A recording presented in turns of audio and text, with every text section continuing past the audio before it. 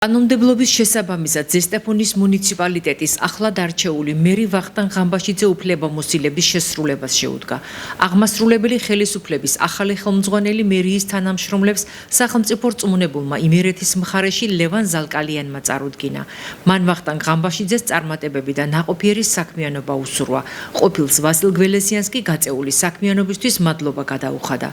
ახალმა მერმა თქვა, რომ მაქსიმუმს გააკეთებს მუნიციპალიტეტის განვითარების ხელშეწყობისა და მოქალაქეების მეტი კეთილდღეობისთვის. მისი განცხადებით, სწორი ხედვა, გუნდის თავდაუზოგავი შრომა და ადგილობრივებთან აქტიური თანამშრომლობა ზესტაფონს ახალ შესაძლებლობებს მოუტანს.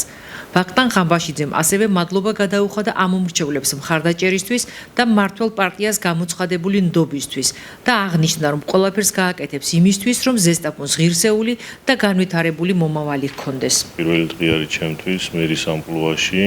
მინდა გითხრათ, რომ პირველ რიგში მადლობა კიდევ მადლობა გადაუხადო ჩემ მხარდამჭერებს და მოსახლეობას, რომელმაც ხარი დამიჭირა 4 ოქტომბერს, არა მარტო მე, ასევე ქართულ ოცნებას. ასევე მინდა მადლობა გადაუხადო ქართულ ოცნებას ახალი გამოწვევის წინაშე დადგომისთვის, რასაც მერობა ქვია.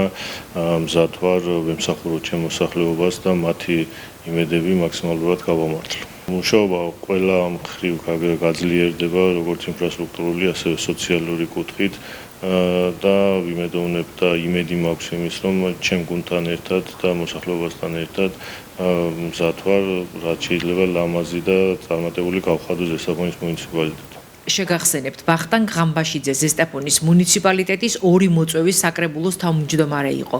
4 ოქტომბრის თვითმმართველობის არჩევნების შედეგების მიხედვით მას მხარი მერის პოზიციაზე ასარჩევად უბნებზე მისული ელექტორატის 89%-მა დაუჭირა.